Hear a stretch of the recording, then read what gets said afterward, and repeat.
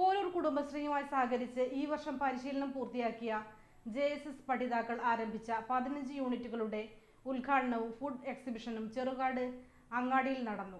മുമ്പൊക്കെ അത് ഒരു വേസ്റ്റ് ആണെന്ന് കരുതിയത്. ആൾ കൂടുക, ഒരു കൊടുക്കാനുള്ള ഭക്ഷണം ഇവർക്ക് കൊടുക്കാൻ എവിടെ നിന്ന് ഉണ്ടാക്കും.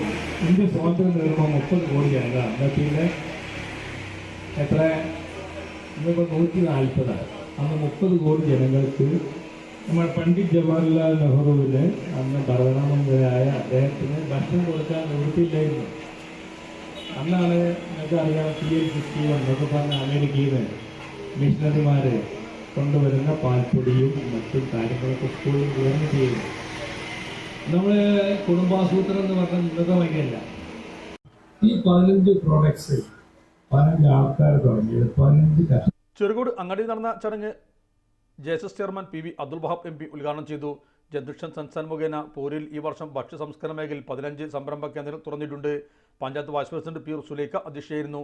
JSS director V. Ummer Koya, പഞ്ചായത്തംഗങ്ങളായ Rashid, PK Bhagyalakshmi, CDS president P. Krishnajyothi, JSS program officer C. Deepa എന്നിവരും സംബന്ധിച്ചു. മലപ്പുറത്തിന്റെ വിശ്വസ്ത home appliances partner Zodiac electronics, traffic circle, Kottappadi, Malappuram.